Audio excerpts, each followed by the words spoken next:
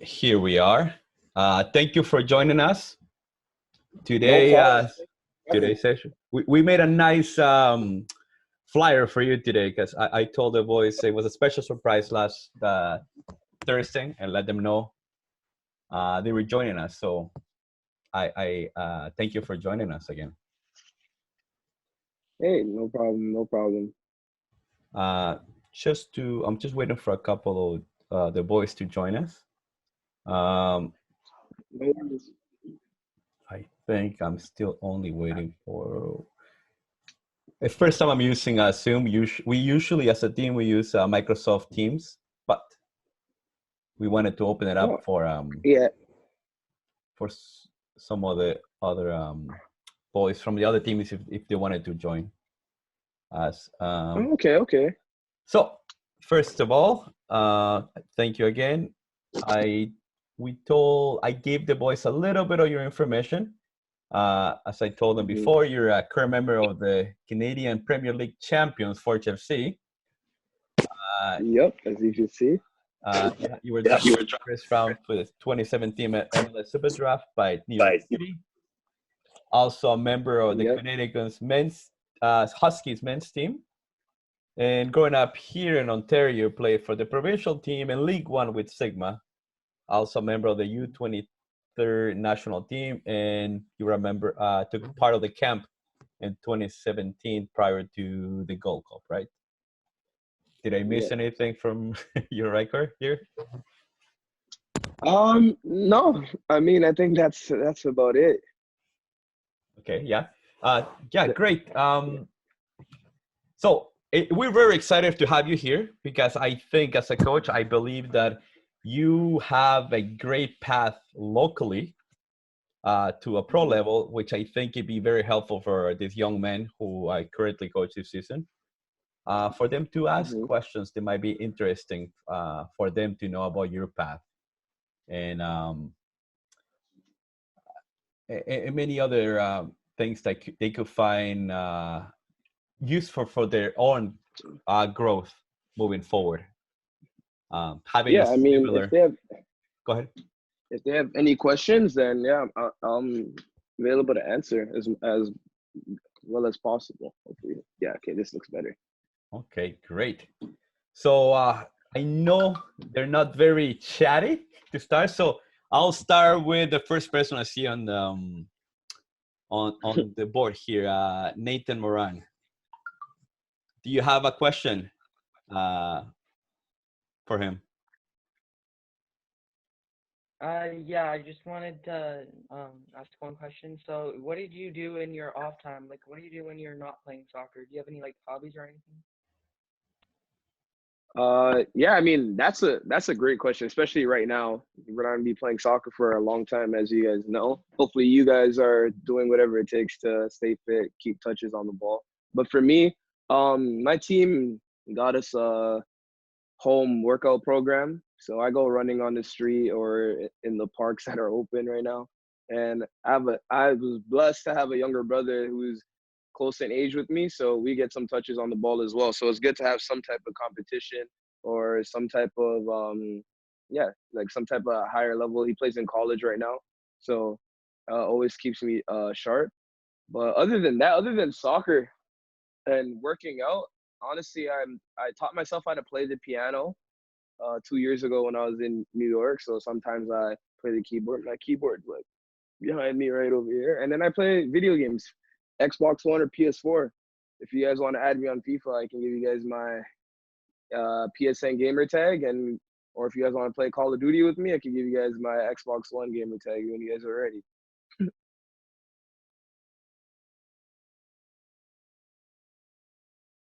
Hula, you're on mute right now.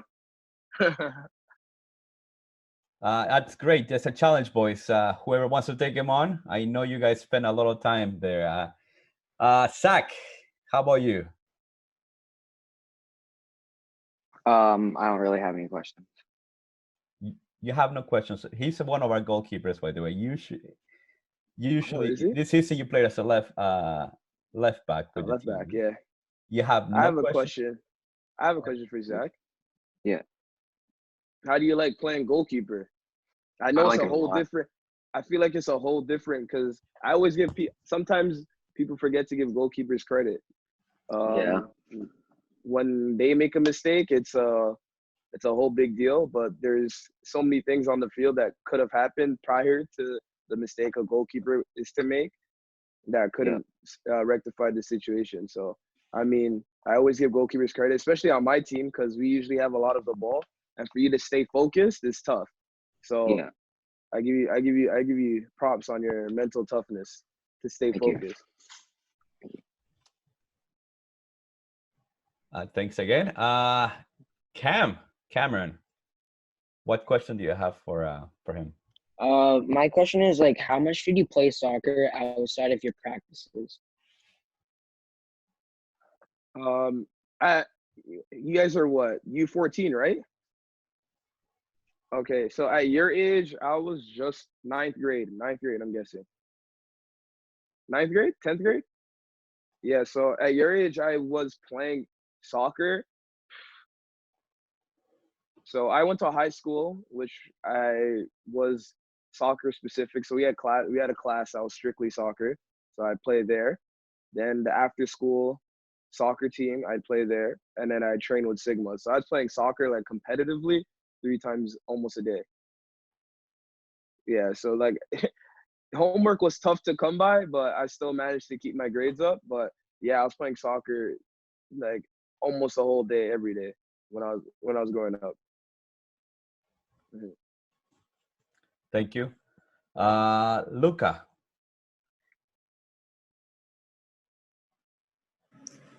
Did you play any other sports growing up other than soccer? Honestly, yes. I played basketball, believe it or not, until I realized I wasn't growing anymore. I kind of dropped that hoop dream.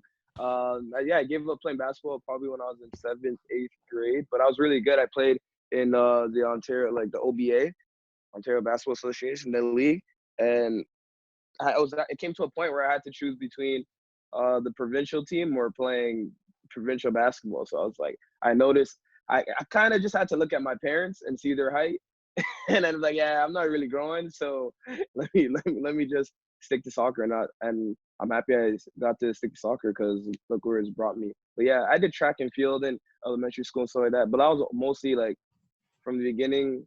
I started playing soccer. I was like, yeah, I'm gonna become a professional soccer player. Yeah. Thank you.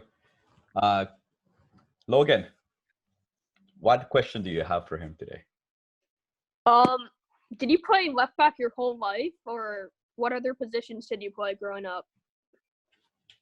Great question, Logan. Yeah, that is a good question. Because growing up, all right, so I can give you guys the rundown. Growing up, I played as a winger, left winger.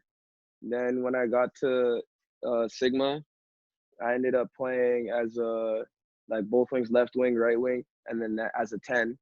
Then when I went to college was the first Sigma. Like at the end of my high school, I'd play left back. Like if we were chasing a game, so like basically be like another winger. But I went to play left back when I started playing left back when I went to college. So when I was 17, 18 years old, I played left back my first year in college, and then I ended up moving back up to the midfield and to the wing. So my first year in college, I played left back, and then when I came back to Forge, I went back to left back. So in between that time, I was playing midfield. So in New York City, I was playing in the midfield, and Patrick Vieira, who was my coach in New York City, tells me that, yo, you're a midfielder, then you know you're a midfielder, right? And I was playing in the midfield with Andrea Pirlo, so it was fine. Good, great names to drop. Yeah, it was fine. Just to follow up on his question, actually, do you think playing in your youth, playing different positions, helped you continue your pro career by being versatile and knowing everybody else's positions? Yeah, I feel like that question is like, I think it's a double-edged sword, because some people say like you want to be a jack of all trades and master of none, or do you want to be you want to master one thing? I think it just depends on your ability to read the game. Some guys can only read the game in a certain position, whereas I had the opportunity growing up to have coaches and players around me that understood the game. So no matter what position we were in, we knew the philosophy. I was always more into a team oriented. Like I was always on teams that were more team oriented than individualized. So you usually see guys that are specific, they only can play one position, that have played on teams that everything ran around them rather than the whole team.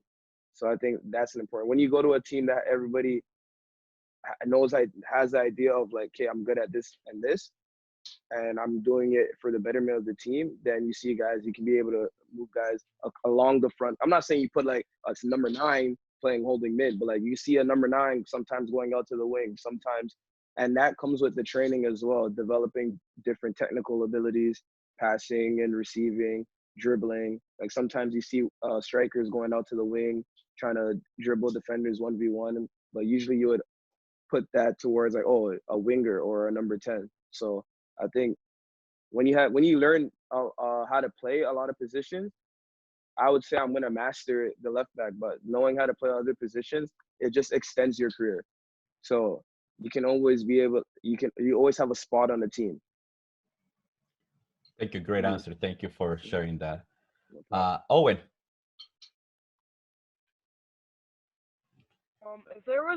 If you could give one piece of advice on how to become a pro soccer player, what would it be?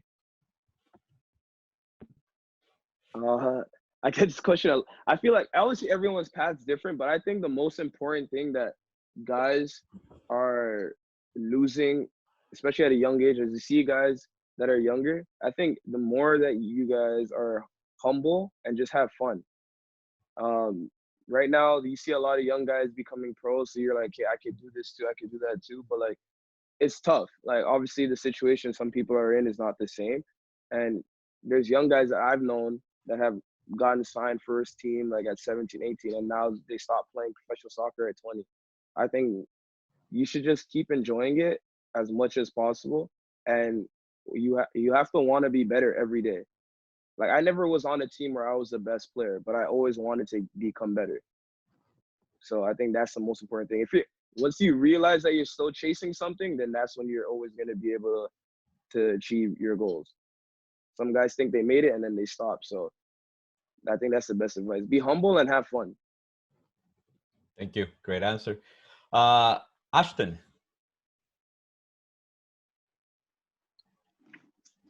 My question is, how was it playing with someone like Andrea Pirlo? Like, did you learn anything from him? I had the chance to play with Andrea Pirlo in his last year of playing professional soccer, and it was amazing. I learned life things, financial things, marketing things, like aside from soccer. But on the field, like, you just got to see it to believe it. Like, there's some stuff that this guy was doing, and you were like, yo, now you understand why he's like probably top 5 midfielders ever, and you understand why he doesn't have to run fast. Like, by the time you can even step up to him, the ball is gone. Like, there's just certain things, and then playing beside him, it was more of it's a confidence thing. So like, if you're down on your game, he never used to get mad at anyone. He never was talking down on anyone. He's like, oh, don't worry, next one. Or if you're in trouble, he'd be like, yo, don't worry, just give me the ball. And like, when you have someone like that, you're like, oh, I can just turn and pass the ball to Andre. I'm good. So like, it also helps in your game. So I think that's he's one of the nicest, calmest people I've ever met. So I think that's one of the best attributes about him. I'm sure it was a great experience, and thank you for sharing that with us. World-class player, right? Yeah. Devin, you're up. If you talked about your training schedule nowadays with the pandemic, what would your training schedule be like without it? Like, would it be as intense as people say it would be? Like, what level would it be at? So I would have to give you guys like a typical training week. So let's say we play on Saturday. We play Saturday, we come in Monday. Monday, Tuesday will probably be our hardest sessions, which will be more focused on getting our bodies back into physical shape to stay fit towards the end of the week, towards the game. Wednesday, Thursday, Friday will be more tactical. Friday will be like a walkthrough to save our bodies for Saturday. But usually honestly, it depends on the drills. Honestly, there's sometimes I go to training, and depending on the drill, I don't have to run as much because the ball's moving faster than I have to run. But then there's certain drills where Coach Bobby expects us, okay, we need you guys to press, we need you guys to do certain things, and then like that's when you ramp up the intensity. But I think, yeah, it'd definitely be more intense. I live in Toronto, so I have to drive to Hamilton every day. So just starting from that is just a whole 45 minutes in itself, mentally preparing, getting there an hour before, and then doing your pre-workouts, your pre-stretching, and then you go outside, you do your warm-ups, and then you start training for an hour and a half, 2 hours. Then you have to do your treatments, and like all that stuff, it carries on, and it's just you have to lock in for 3-4 hours. Yeah, it's short, but mentally you're drained by the time you come home, and that's when I hit the best nap. That's great. Thank you. Balint.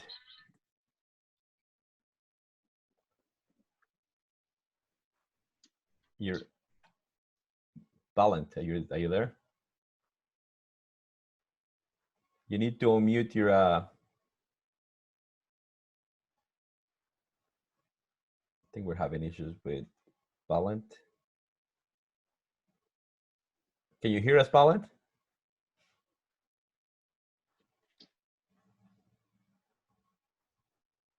Don't think. We're gonna jump to Mewa, our second goalkeeper. Well, we have two great goalkeepers. The two young men are really good at what they do. Mewa, you're up. How old were you when you got signed to a professional contract? Sorry, can you put your camera on, Mewa, when you ask the question? If you can. How old were you when you got signed to a professional contract?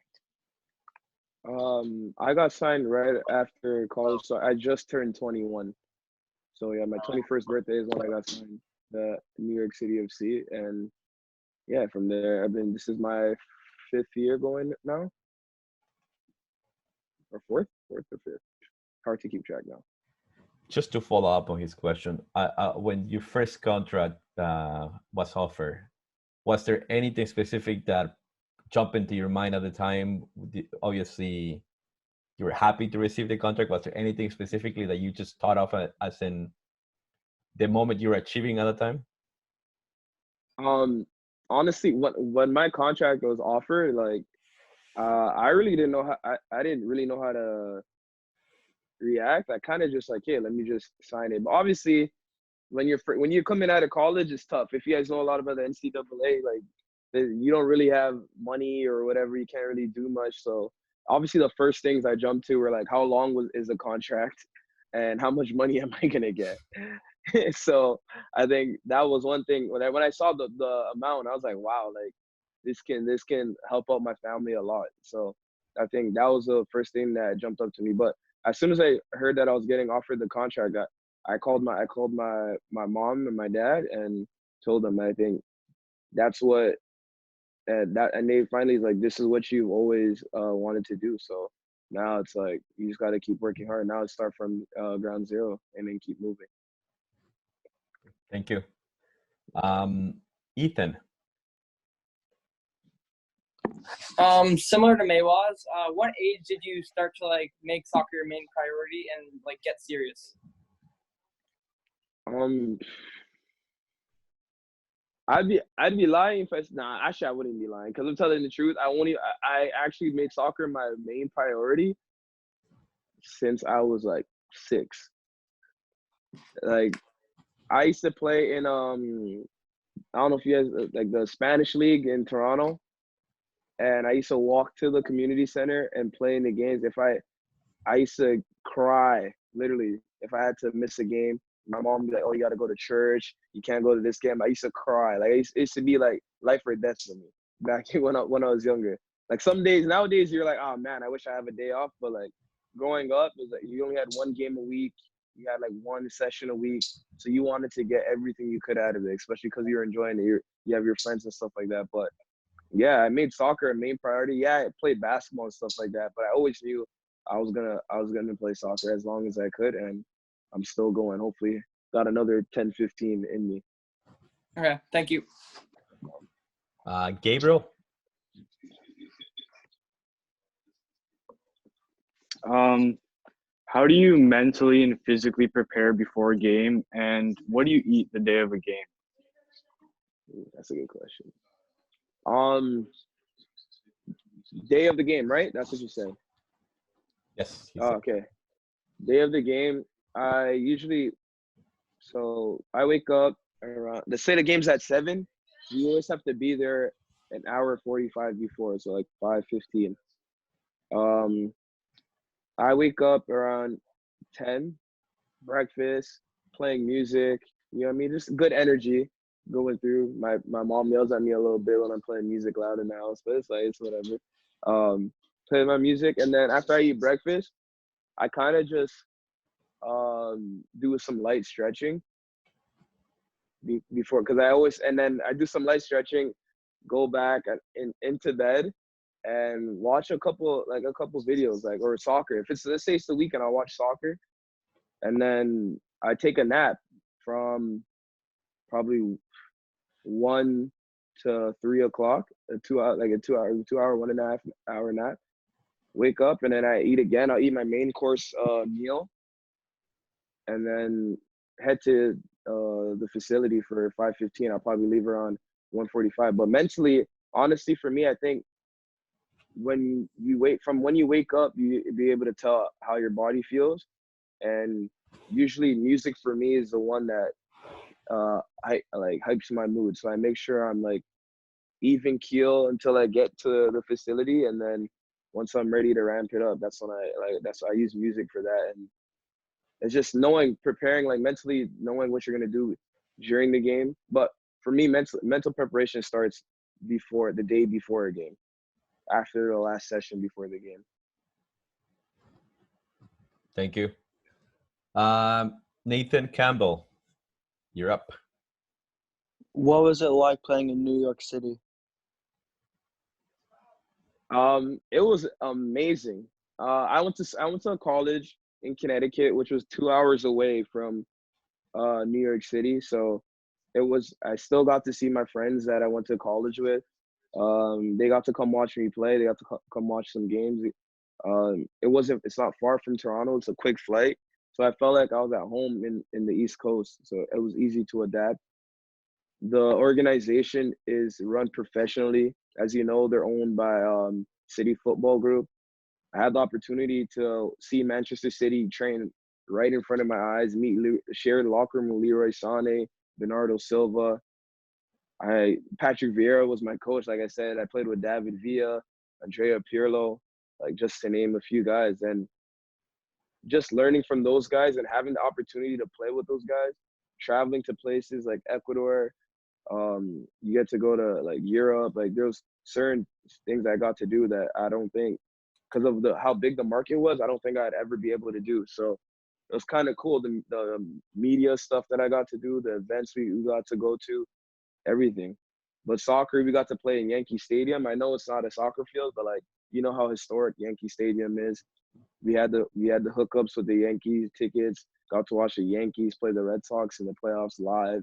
Just little things like that. There's little things that, because of how big the club is, and because I was one of the players, I was able to experience a lot. I think New York City is my favorite city ever, and I've been to a lot of places, and I think New York City is a place I'll probably live in the future again. You like the big city experience. Yeah, exactly. Great. Ben.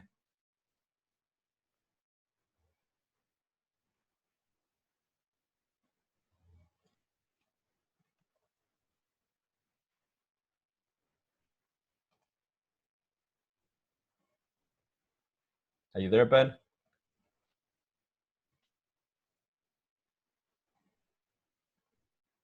We see you. Okay, I think we can hear you.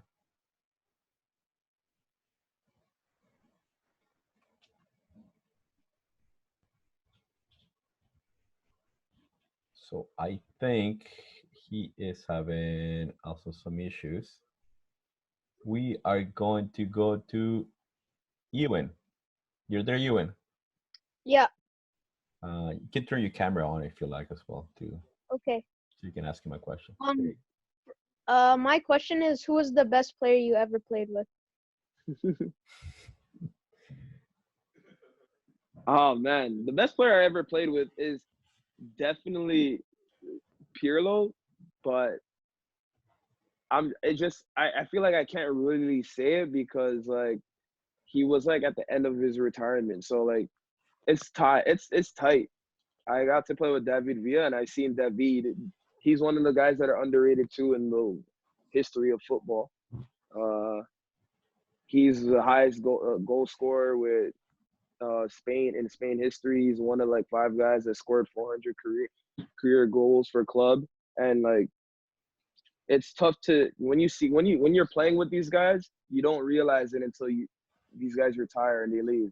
I'm just happy that I had the chance to play with them, but I'll definitely say Andrea because that guy was like, he was a maestro. He was a maestro. Thank you. Ballant, you're up. I unmute you already. Yeah, I had the same question as Ashton. Like, how was it playing with the players? Like I said, I mean, there was times where even Patrick Vieira would join our training sessions, and he was unbelievable as well. So the quality of the players, guys that have played Champions League, play Euro qualifications, World Cup qualifications in Europe, like the quality, you always had to bring it every day.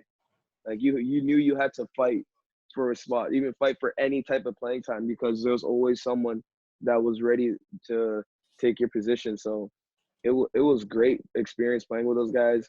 I've seen some stuff that like I've never seen in my life, unless you watch Messi and those guys. But seeing it firsthand, you're like, okay, you can understand why these guys played with Messi or won World Cups or won Euros because these guys are literally like they're those guys. Like you're seeing it in their end of their career. So I can only imagine one day we're in their prime. It was amazing. Good. Nathan Caputa, you're up. Why did you choose to play soccer over basketball besides the reason of your height? Yeah, honestly, I think it was just most of my friends played soccer. And when you're around like the 13, 14 age, even when you're little things, what your friends are doing, you want to do. You know what I mean? Like high schools, you choose high schools. Oh, what high schools are my friends going to? Like I want to go where my friends are going. So I mostly because of the bonds that I made while playing soccer, and I knew like basketball, as good as I was in basketball, it's a tough outlet for Canadians to become professional basketball players compared to Canadians becoming professional soccer players. You know what I mean? So at that time when basketball was in my life, it wasn't heard of a Canadian going to go play in the NBA or going to NCAA or stuff like that. So I've seen a lot of good guys go into colleges and like didn't make it, and those guys are really good. So I was just comparing of that. I have a better chance playing soccer, and I was good at soccer, so it was like Good. Thank you, Leo. You're up. Growing up, who was your favorite player to watch? My favorite player to watch growing up was Ronaldinho. As you guys know, I don't even really need to speak about Ronaldinho. Everybody knows about his entertainment factor. Who he was. Yeah. Ronaldinho's entertainment factor and everything. Like he birthed a whole generation of guys doing skill moves. We kind of thought it was a lost art after a while because the game became more direct. But then, and the thing is, we weren't able to watch La Liga or stuff like that. You're only able to watch Italian Serie A and Premier League here and there. So when the game became very direct, you turn on the TV and you're able to, or you go on YouTube, and you're able to watch videos of Ronaldinho. You're like, yo, hold on. There's a whole different type of soccer going on in the world that you don't have our eyes on. So I think Ronaldinho was, and I had I was lucky enough to have Dish Network and stuff like that. So I was able to catch a couple of games. So, but then my favorite player of all time, honestly, who I emulated my game before I became a left back was Messi. That's my favorite player, and I think he's the best player of all time. We can have a debate about that if you guys want. Leo's background is Portuguese, so you can really have a debate with him. I think that's everyone's question. Did I miss anyone of you boys? I think we had everyone. We thank you for your time. We really do thank you and appreciate it. I do have one last question for you before we let you go, if it's okay with you. I just want to ask you, it's for them, what was your biggest adjustment from going from youth to college and college to pro? And with that, to follow up on the same question, what would be your biggest advice for these young men who are hopefully in the same path as you are into their development path? My biggest adjustment was from youth to college. I was lucky enough to go with one other person. If you guys know him, Kyle Laren, played at Orlando City, and now he's at Besiktas. Played with me at Sigma. But we went to Connecticut. I went from Toronto to the middle of nowhere, basically, University of Connecticut. But yeah, the adjustment was just being able to live by yourself, being able to fend for yourself, being independent. You're not around friends and family as often as you were before. And you don't see your friends and family. You probably see them twice a year in the summer and then in the winter. So 6 months at a time, you're seeing your family. And I was only 17 when I went away to college. So I think that was one of the big adjustments. And then when you get to college, you're playing against guys that have been playing in college, guys that have been lifting, been running, bigger, faster. The difference between a 17-year-old kid and a 21-year-old guy is a big difference if you think about it. So, I mean, just having to adjust to the physical pressure and then the mental pressure of going to classes, getting to class on time, getting your grades. It's not like elementary school where teachers chase you, or I mean high school where teachers chase you. Oh, Kwame, you didn't hand in this, you didn't hand in that. In college, it's like if you don't do it, then you don't get graded, and you just flunk out. So I think that was another adjustment. I never really had an issue with school, probably one semester, but that was a huge adjustment. Just having time organization.